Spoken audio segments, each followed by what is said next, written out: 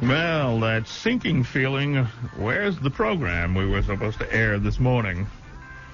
Well, if you want to hear Gene Shepard's salute to the firemen who perished in 1966, you'll have to go to flicklives.com and listen to it online there.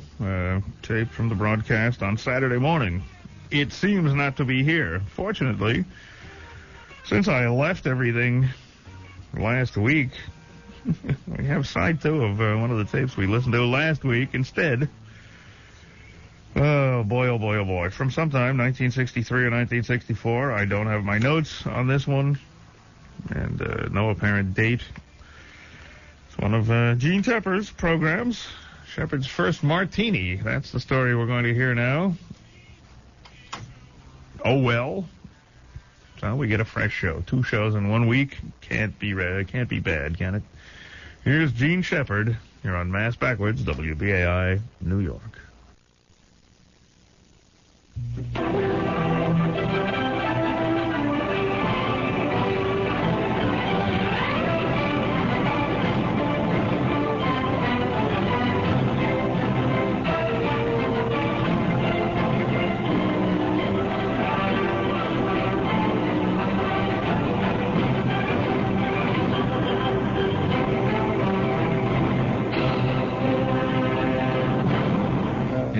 Sometimes it makes you a little nervous. We submit here item A here in our collection of evidence here. Here's a note from Scotch Plains. It's in Jersey, I guess. This is from the Courier News, Plainfield, New Jersey. Scotch Plains, little social notes from all over. Scotch Plains, a mock wedding with an all-female cast will be presented today at 8 p.m. in Metropolitan Baptist Church for the benefit of the Women's Day program. I presume they'll have an all-female honeymoon, and then there'll be an all-female divorce. I don't know what the Baptists are promoting these days. It's getting pretty interesting. But then there's more to it than meets the eye. These are all little things from various straws in the wind. We haven't had a good straw in the wind program in a long time. This is a social note. Here's a little note here to Dear Abby. It says, Dear Abby, would you please tell me if I did wrong? My son had a serious back operation last March. When he started to feel a little better, I brought a large stuffed rabbit, about 22 inches tall, to the hospital thinking it would cheer him up, as it was during the Easter season. The rabbit did not look childish, in my opinion. My son is 44. He was embarrassed and insisted that I take the rabbit home. Do you think this was a babyish gift or not? Gee, that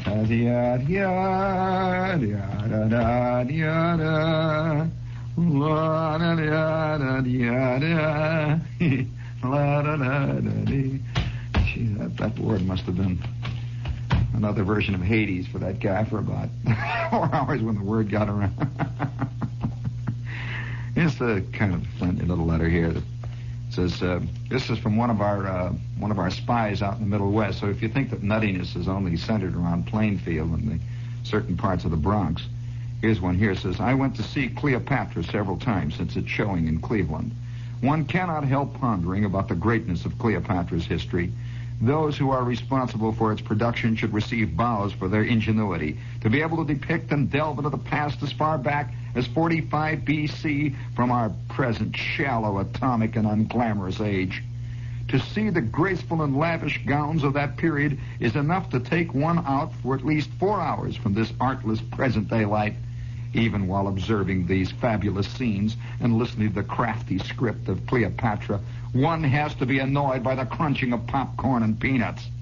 After seeing such an artistic world in which Cleopatra lived and finding ourselves in a paper-strewn theater and streets, one almost wants to disappear from this shallow world.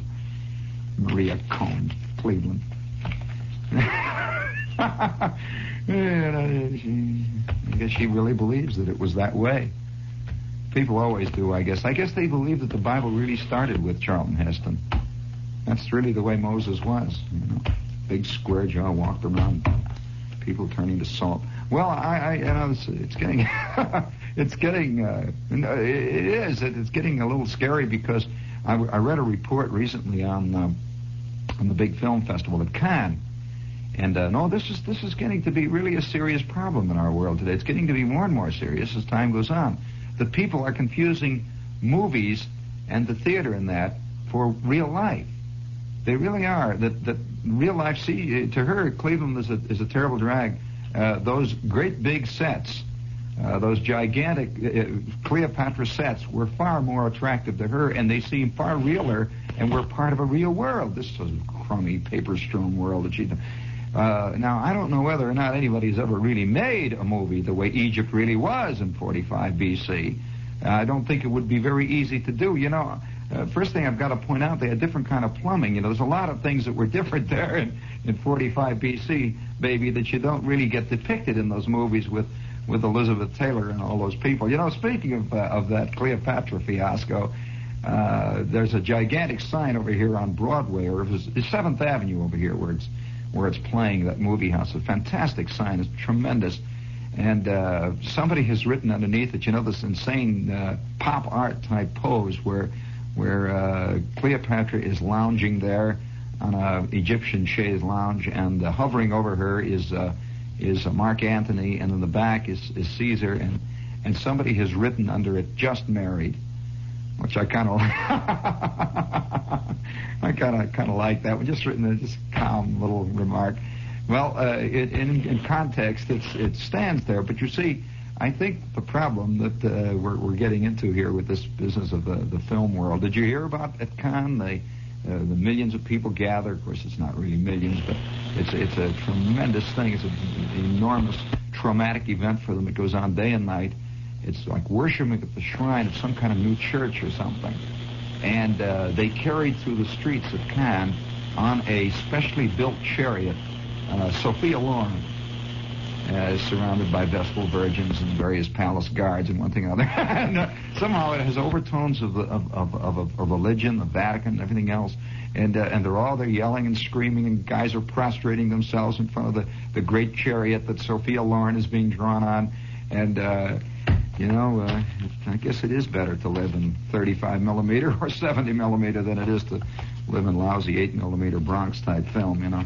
But time, tide it goes. Oh, speaking of, since we're talking about about real life versus ancient life, or versus even fantasy life, you would believe, of course, if you were to see the movies, that the only people who have any kind of passion or wild experiences or mystery in their life are people who are roughly 19.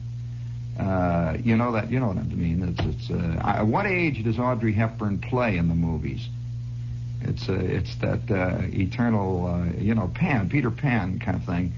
And so this is a whole thing. I would like to read you a little piece that came out of the New York Times, which states something very interesting to the contrary. It would make a great little movie if it was. Give me my secret sneaky music, please. And it's from London.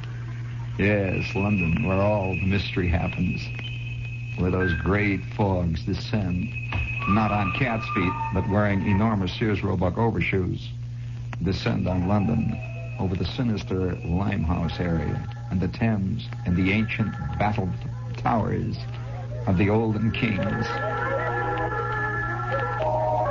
Not to mention James Bond. You want to hear about a real detective? What he was up to on a quiet night? A 55-year-old police inspector, William Fox of London, saw his wife pedaling toward the cemetery on her bicycle at 10 o'clock one night in 1962. 1962. He followed on his. Mrs. Dorothy Fox, 58, did not detect her detective husband.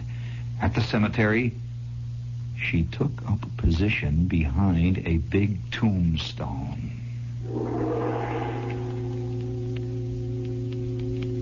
The inspector watched from behind another.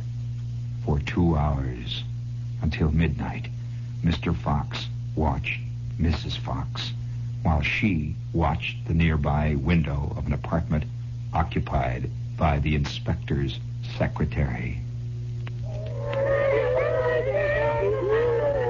After 2 hours, the inspector decided he had seen enough. Cutting behind some tombstones, he took a roundabout route to the cemetery gate. But his wife chose the same moment to abandon her vigil.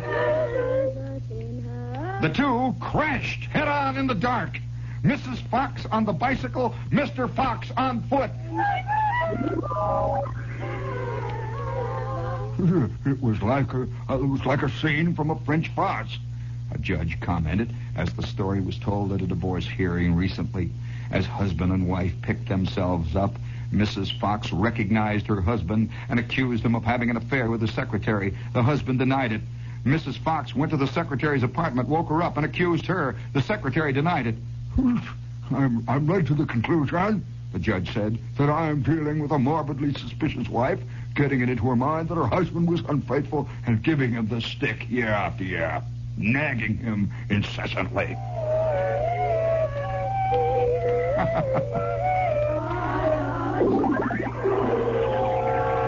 What a scene in the graveyard. You know, if you did a TV show like this or wrote a little play like this where they're out hiding in a graveyard and she jumps on her bicycle and goes pedaling off like mad and he goes off into the darkness and they both run into each other near the gate, they would say, oh, come on. I could see Mr. Watts saying, of course, this obviously Pat situation. It stretches the credulity. Well, I don't know. My credulity no longer is capable of being stretched. Speaking of the credulous, this is WOR, AM and FM New Yorkie. And you sneak me a little of that in there. A minute. There it is. Yes, spring has come. This morning a nameless hill is shrouded in mist. That's haiku. For those of you who are haiku nuts, you know, for the last 2 years I've been bombarded by the work of amateur haiku poets. And, oh boy, we were able to keep our heating system here going all one winter just using haiku that have been written by Bucks County alone. It's terrible stuff. But if you would like to, enter the Japan Airlines haiku contest, you know that the haiku contest is one of the biggest things in Japan. It is bigger than the World Series. Thousands, something like 50 or 60,000 people are inveterate haiku contest enterers in Japan. And every year they have the crowning of the best haiku and all that from the contest. It's a big deal, and they're trying to start it here in America, and I think they've hit ripe ground. Everybody's either a rotten poet in America, writes very bad songs, or is a terrible actor. Here is your chance to try to make the scene as a haiku poet. Now, they're giving away a Sony micro TV set, a couple of Sony radios, and all kinds of stuff. But they have to be written in 3 lines, 17 syllables in all. Judge's decision is based on aptness and expression of thought. And it will be final. There'll be no arguing with the judges about whether your haiku is fantastic about the moon over Cleveland. So if you would like to, remember, 17 syllables long, 3 lines. Here's a sample. The sea darkens, the voices of the wild duck are faintly white. It's not bad, as a matter of fact. So if you would like to join this haiku contest, send as many haikus as you want to Japan Airlines Haiku Contest, WOR, New York 18. Okay? Well, wait, when does it give, there must be a date on this thing. June 15th. Must be by June 15th, haiku. That's a wild idea. No, seriously, though, that the haiku contests in Japan are avidly followed and avidly entered. They have magazines. They have thousands of magazines, haiku magazines in Japan, that are almost as popular as things like Confidential here. Yeah, it's a big deal. And speaking of a big deal, that little clue to the haiku contest puts a date to this program, making it approximately May or June of 1964. You're tuned to Gene Shepard rebroadcast here on Mass Backwards at WBAI New York. Now back to the show. No extra charge for the hum. Let's see, what else do we have here? The Cattleman Restaurant. What is this, a commercial for the Cattleman? I've never been there. Well, I can only read to you what the copy says, since I've never visited the Cattleman Restaurant. An elegant steakhouse just off 5th Avenue at 5 East 45th Street. This is a place that rivals the splendor of the San Francisco Palace Hotel that burned down in 1906.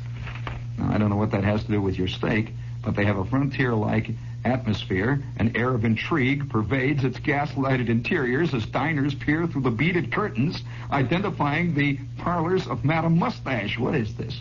These intimate rendezvous rooms are available to regular patrons and also with beaded curtains. Tondalea and Theta Barra working the cattleman route. It's the only restaurant in the East serving 6 kinds of steak. Every favorite cut from T-bone to porterhouse. Larry Elman Prop promises your dining experience at the Cattleman will be truly memorable. It's at 5 East 45. Call Sheriff Dino at Mo1-1200. That's MO1-1200 for reservations. This is getting to be a nutty world. Well, I'm going to read to you here. Listen, it says this elegant steakhouse. It's Victorian in decor, but frontier-like in spirit. An air of intrigue pervades its gas-lighted interiors as diners peer through the beaded curtains. Does that sound like Tristville? Where is this place? 5 East 45th Street. Let's see, who is... You know, speaking of intrigue, I'll tell you, I'm listening to this thing. I'm sure, reading about this jazzy restaurant with the air of intrigue and the steaks and all that, that reminds me, this is something that whenever I heard, I just play that little piece there for a second, just a little bit of that. Hear that? I don't know what that reminds you of, but I'm going to tell you what it reminds me of, and it makes me faintly sick. There's a reason for it. Now, each one of us has a first time for almost everything. Because we do. We have a first time for everything we do. There was a first time when you had your first drink of water. Of course, it's obvious you don't remember it. There was a first drink of water. Yes, that's true. There was a time when a shoe was put on you for the very first time.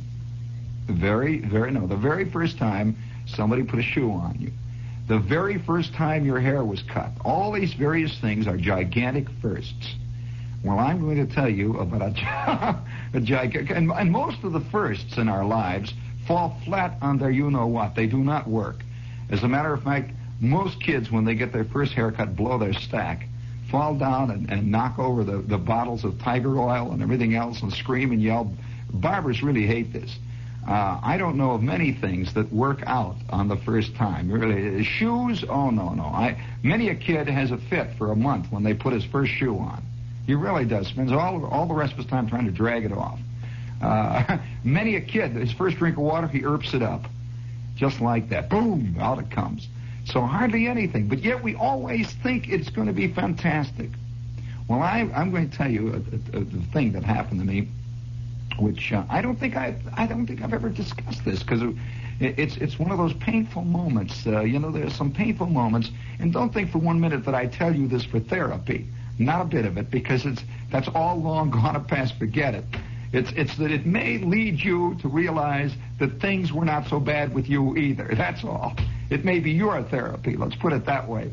But I'm this kid. See, I'm not a kid. I'm not a kid at all. I have been in the Army now for several months.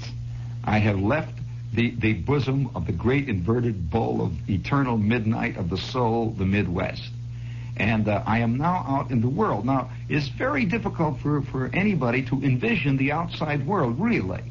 It is. Now, I'm sure that most of you live in Queens or Staten Island. I'm sure that it is very difficult for you to really envision what life is like, let's say, in Griffith, Indiana. You may think you know, but you don't. You just don't. You can't even approximate it. You can sit there and think, well, yes, I know. And you draw on the various cliches and the things you've read and so on. But you just can't do it. No more can a resident of Griffith, Indiana, really understand how it feels to live on the Grand Concourse. He cannot understand. He thinks he does. He's seen pictures of Fred Astaire in Manhattan. He's seen he's seen movies. He's seen Naked City. But that does not prepare him, believe me, for Ratner's. It just doesn't. It doesn't prepare you for life at all. None of these things that we know. And so I am living out there in the Midwest, and there it is. Suddenly I find myself in the jaded East. And I was in the jaded East, and I was in the Army, And I was a grown-up man, just suddenly, like that. Of course, when you were put in the Army in those days, they did not treat you as a 15-year-old kid who was home, who was away from your mother for 6 months. They did not have den mothers, believe me, in Company K, and I understand they're planning that over here at Fort Dix. Oh, yes, the whole thing, they're putting little ducks now in the barracks, little ducks and rattles and little pictures of Santa Claus and things. Those little decals. There's all kinds of scenes going on over there. But in those, you would just put on a suit and the guys start yelling. That's the end of it. You were 1 minute you were a kid, and the next minute, like, boom, you are now a grown-up man, and you do all the stuff that grown-up men do. If you don't, well, that's your option. And that's the end of it. So there I am. You see, I got the suit on. And I'm out in a new world. Now everybody has there's a great sense of lure, attraction about another kind of life. Everybody in New York, many people I meet in New York, have a peculiar sense of nostalgia about wouldn't it be great to live in a simple little town, somewhere in the country. They call it the country. Yes, there is a nostalgia about the country, where life is simple, and the old pastor walks past, wearing his old alpaca coat and puffing on his pipe, and you go down to the postmaster and he knows you by your first name, and all this, the whole jazz. This is romantic stuff. It comes out of Thornton Wilder, you see. It does not come out. Everybody in New York saw our town, so he knows about small town life now. And, this is it to them. There are little Emilys living on one corner, and the whole thing. They've got the soda fountain going, and the little druggist there, and so on. Well, that's your attitude, you see. This is your nostalgia. Well, I suppose you are aware that a guy living in Griffith, Indiana, we'll say, has a peculiar lure and a thing that's drawing him towards that life out there. The life that you're in, you see. And he's got an equally romantic attitude towards how it is. He's got a wild romantic attitude, how beautiful, oh, yes, it's excitement. There's music in the air in Manhattan all the time, you see. This excitement, and people are sparkling and scintillating, and fantastic conversation, and you meet one more magnificent actress after the next. It's just this whole thing. This is the lure that they have out there. Now, of course, you laugh at that idea, but do you think that your idea is any better about Griffith? Forget it. It is not. I'm sorry. They laugh at your idea, and so many a hick from Queens arrives in Griffith and says, "Can I see a cow?" And can you see a cow? Well, they haven't seen a cow off of Borden's label for 105 years. Elsie there is the only cow they know about.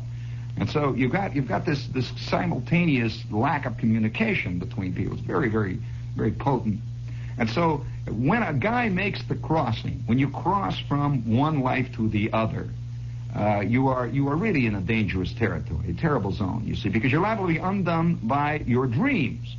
You are liable to be undone by the very thing which you had assumed would be the paradise that, if you got there, would work out. You see, just like I'm sure that many a city guy has gone to the country and he's opened a blacksmith shop.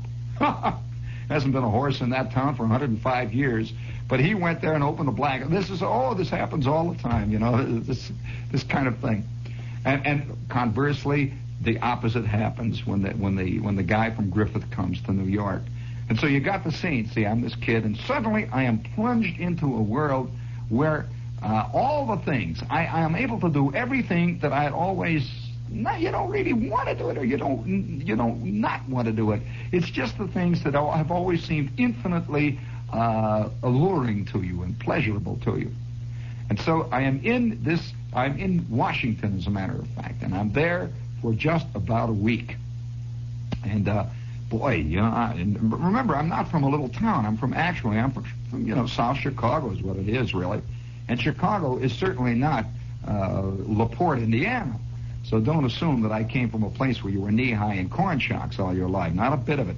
But it was a different kind of life, you see. Even though there's big buildings there and there's a lot of cars and streets and stuff, it's a different kind of life. And so I arrive in Washington, and I'm in Washington about a day and a half, and the detachment that I'm with, one of the sergeants there was from Washington, and he was in our outfit, you know. He says, "Say, Shep, how'd you like to have a date?" He said, "Yeah, wow, date. Gee, Washington, wartime Washington was an insane place anyway, just wild. I could tell you, it was just a wild place." And so here I am, I'm about maybe 18, maybe a cool 18, I'd say. I guess about 18. And so, sure enough, the date is arranged, and I have a date to take a cab and go out and pick up this girl in this very polite section of Washington and take her out on a dinner date and take her to the theater and all this stuff, you see. And I'm thinking, well, a date, this is really an official date. This is a grown man's date. This is not like, "Hey, Dorothy, how about getting a hamburger?" It's not the same thing. And I had a little money I'd saved from about 4 or 5 months when I hadn't been paid. Now I had about $60 in my pocket. So I'm going to take this girl on a date, a real date. And so I asked the sergeant, I said, "Sergeant, where do you go? I mean, what kind of place?" He said, "Well," he says, "there's let's see, well, do you like seafood?" And I said, "Well, yeah. My idea of seafood was a frog leg out of the Kankakee River and in Indiana, and also we thought seafood always meant lake perch that came out of Lake Michigan, and seafood was just that. It was a fish." Well, I said, "Well, yeah, I think I like sunfish. I used to eat sunfish all the time, and nothing I like better than a pumpkin seed that's been deep fried in corn fat there, deep fried." And he says, "Well, all right." He says, "I'll tell you, I know a great place down on such and such a place," and you suggest to her, and of course that'll seem that you really know and you're really hip and you're in, because this is a very good place here in Washington.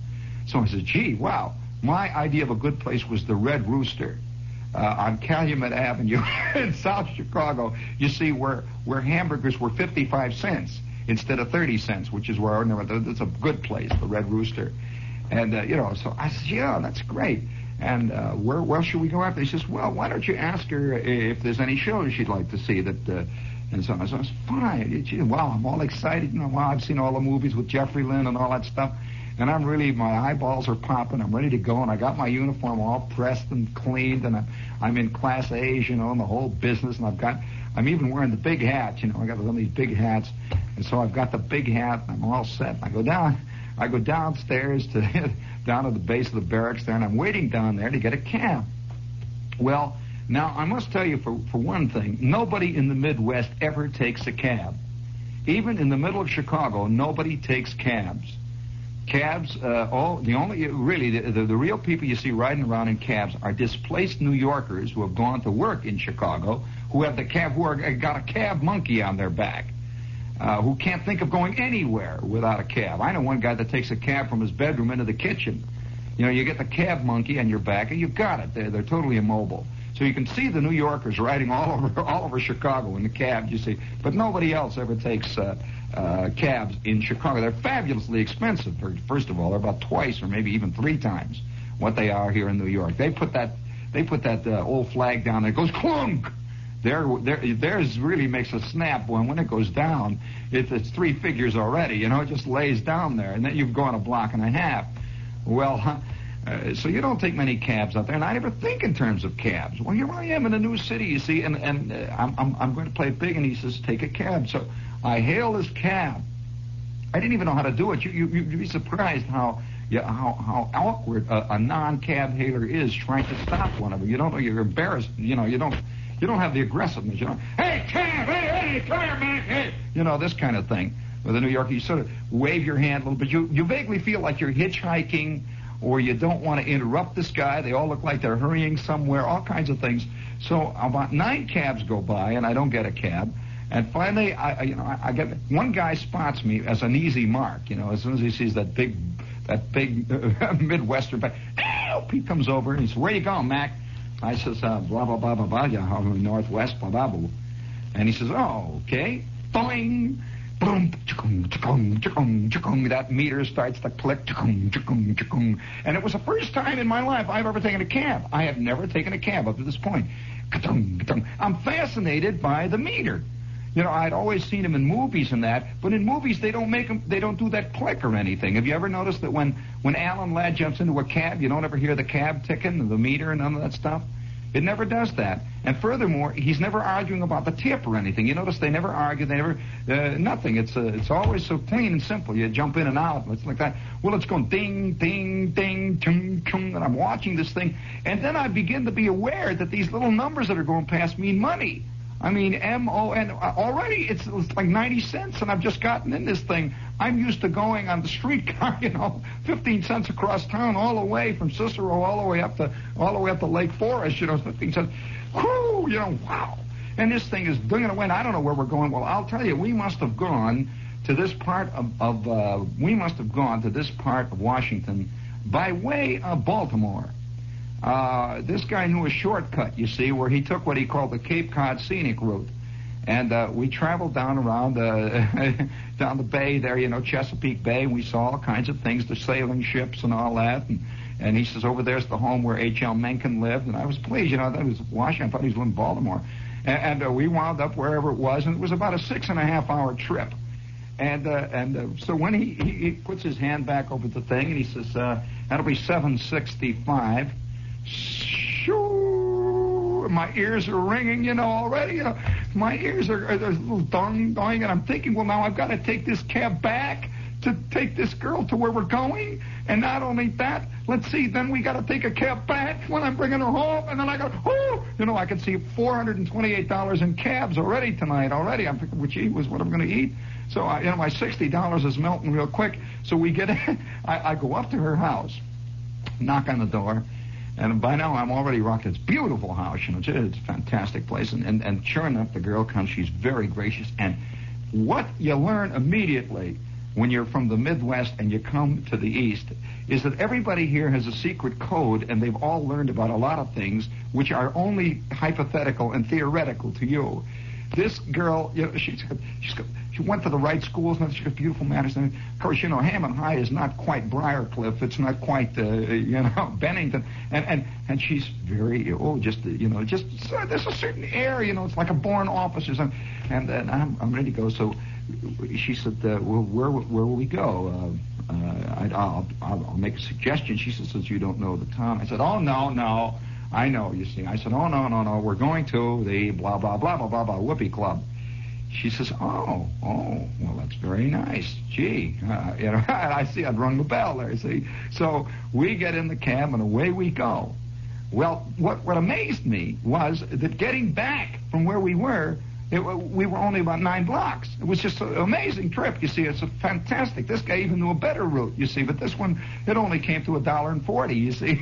and I couldn't figure out, well, yeah, I guess it must have been along the other way. I guess they're one-way streets. You've got to go all the way around. You can't come back. Midwesterners always rationalize it. They really do. They never say, oh, boy, have I been had. They always say, well, I guess you see there's a lot of one-way streets, and you can't get to the Bronx unless you go through Staten Island. There's no way to do it. You got to go by, There's no way to do it. All you see, they're all pointing the other way. So I assume, well, we get into this place, and immediately I walk in there, and it is just like the movies. I mean, there's a hat checker. They never had hat checks, girls. Hat check girl. That's something that you see in movies. There's a hat check girl, and there's a girl wearing little tights walking around with the cigarettes around her neck, and all that. And I sit down there, and the head waiter takes us over to this table, and I sit down with the girl. And here I am, you see, and I'm playing it big. I'm absolutely, you can't say, wow, gee, that's the first time I ever been to a place like this, Myrtle. You can't do that. Oh, I knew too much to do that. And so I'm saying, oh, it's a very interesting place. Oh, yes, I knew of it. Yes, of course. She said, you've been here before? And I said, no, but I've been around, and I knew, and so on. So the waiter comes over, and he says, what do you have to drink? Will you have a cocktail before your dinner? And with that, the girl looks up, and she says, yes, I think I'll have give me a dry Manhattan, please. Dry Manhattan. And she says, yes, make it dry, very dry Manhattan. I don't care for the sweet Manhattans. I'm thinking in terms of knee-high. And I think, well, and somehow it didn't seem right for me, very gauche for me to say, give me one of them, too. So the only drink that I could think of, I said, and he's looking at me now. What'll it be for you, sir? And I'm sitting there with my PFC stripes itching there, and he said, what do you have, sir? And I said, a martini. I'd heard of a martini. He says, I'll have a martini, a very dry martini. I'll have a dry martini. This is, I'd seen it in ads and all that. That just seemed like a right drink. And so he said, yes, sir. And he says, you'll order, of course, after your drinks. And I said, yes, fine, we'll wait. And so I'm being very suave. We're sitting there, and we're going along. You see, I've gone over the first hurdle, little realizing that the gigantic water hazard was approaching. Not only was it a water hazard, it was roughly the size of the Pacific Ocean. I'm sitting there, and then we were talking little casual things about, yes, of course, I know Stan. Stan was a sergeant. Yes, he's one of my oldest friends. I didn't want to tell her those stainless steel fangs, and boy, what a nut. I said, yes, of course, Stan and I are old friends. Yes, old Sarge, we call him. And she said, old Sarge, well, that's funny. I can't think of him as a sergeant. It must be a lot of fun being with old Sarge. Yes, it is a lot of fun with old Sarge. And we're talking back and forth. And over in the corner is a rumba band playing. A genuine, the 2-bit Xavier Cugat type with all the guys with the puffy sleeves and the sneaky grins. And they got goose grease on their hair, and they're rattling the rattles. It's going like that. And of course, I'm sitting there digging this scene and expecting him to now. What was her name? The one with the fruit on her head. I'm living in that world already. And so with that, the waiter comes padding up. He's got this little red coat on, And, you find yourself saying really terrible things when you think back on the awful things like I said to her, gee, they sure have funny coats. Then immediately when I said that, I realized it was a terrible, rotten thing to say. They sure have funny coats. And he came over, and he puts the drinks down. Well, the girl gets her dry Manhattan. Yeah, Carmen Miranda. The girl gets her dry Manhattan. And it looked like a drink, Her drink looked like a drink. You know what drinks look like. I had seen whiskey in my time. It's, sort of amber colored. And he hands me this dry martini. Well, it looked exactly like tap water. I wasn't prepared quite for this thing being the color of water. It looked like water. And I'd never really seen a martini. I'm telling you the truth. I'd never seen a martini. Now, I knew they had olives in them because that's always a joke. This did not have an olive in it. You see, he thought because I was a very hip type who ordered a very dry martini. So I get this thing, and I look down. It's got nothing, and it's just a little white drink. And down near the base is lying this little curled-up piece of lemon. So, I don't know what to do with the lemon, so I figured chew the lemon or something. So I take the thing, and she says, oh, you like them with lemon? And I said, yes, and I drop it in there. And I'm sitting in this thing, and so with that, she takes her dry Manhattan, and she quietly sips, and she's talking. She says, it's a very nice place. I've always wanted to come here. And I've always enjoyed it. It's very well known. I says, yes, it is very good. And the band is playing, and people are coming in, and there are major generals and colonels. It's a fantastic. I don't even know what this is going to cost, but I can tell by the rank, this is not, believe me, the PX. They're coming in with the stars and everything. They're all coming in, all these big jazzy guys with the chicks and wild scene.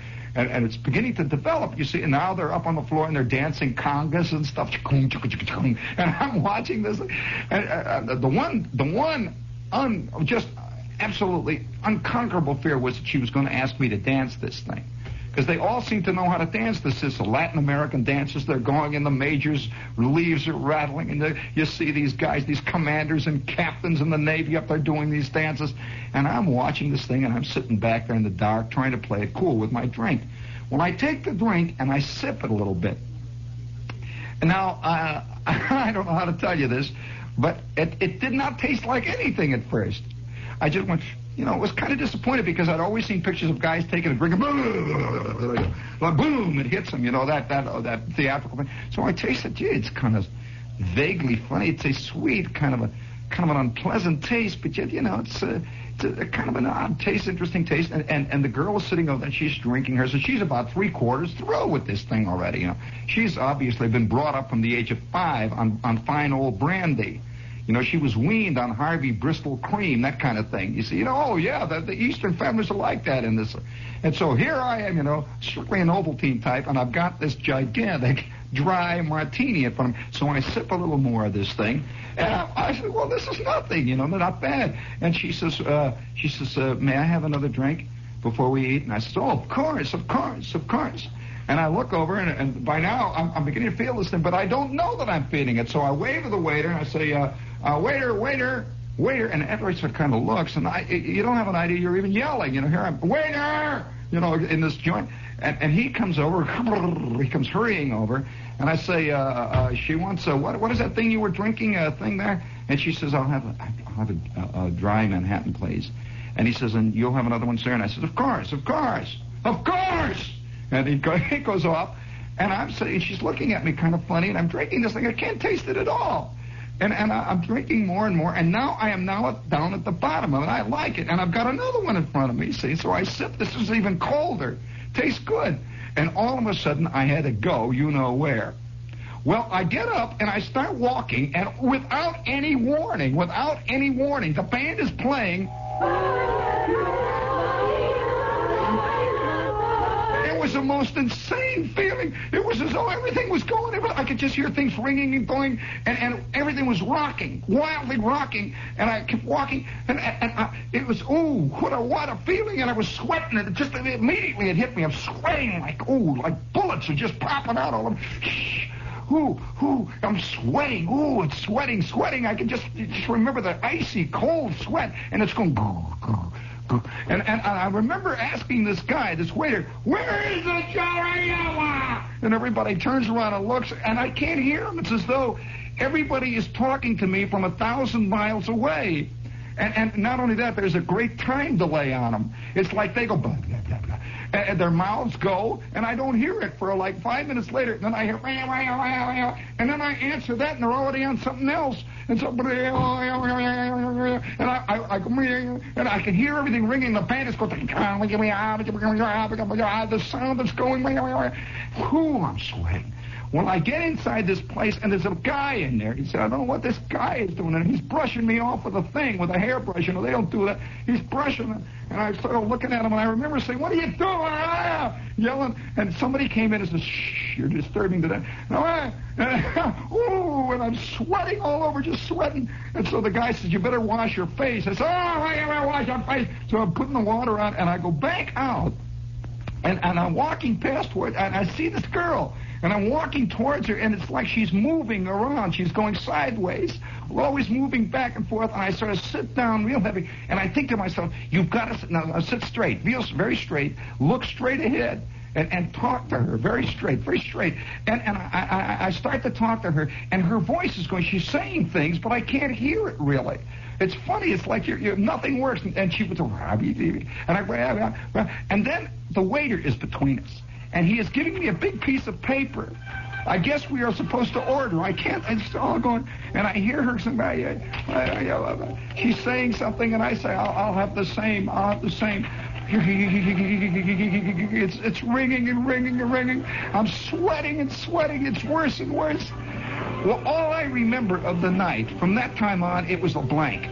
I did not pass out or anything, except that I can't remember any of it. Cannot remember any of it. Oh, not a thing. I must have paid them. I must have. They wouldn't have let me out. I wouldn't be here tonight. I must have paid these guys. I know that when I got back the next morning, I do remember the next morning, I had $4. I had $4, and I could not remember a thing. I don't remember going back home. I don't remember taking her back. I never saw the girl again in my life. And I imagine she continually tells people this wild story about this nutty hick from the Midwest. This nut. She says, I met this kid one time as a kid, and he took one drink, and his eyeballs were going around in his head, and he kept saying these funny things. They threw us right out, They threw us out. I keep thinking, what must I have done? What must I have said?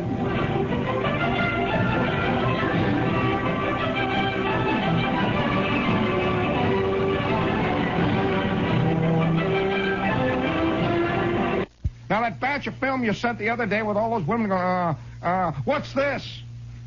So the real-life people, well, are dull. And furthermore, Mr. Blungett says you got to get the copy points in. Now, I'm not. Look, I don't want to be a son of a gun here. I don't want to be the villain in this piece. I don't want anybody to say that I don't want anyone to say that I'm the hard guy in the case. But Brundage says, look, I talked to Brundage about real people. Brundage says. Well, one program seemingly recorded over another program, but we don't have time to hear the conclusion of another Gene Shepard show. We just heard one from mid-1964, May or June. And that wraps up this morning's broadcast. It is 5:59. Marjorie Moore will be along in about a minute or so with Sunrise here on WBAI New York, listener-sponsored Pacifica Radio. And I guess we have resumed with our normal broadcast schedule. Finally back in our studios after a week. And happy to be here. And happy to be with you as well. So do stay tuned. And Sunrise will be along any moment now here at WBAI New York.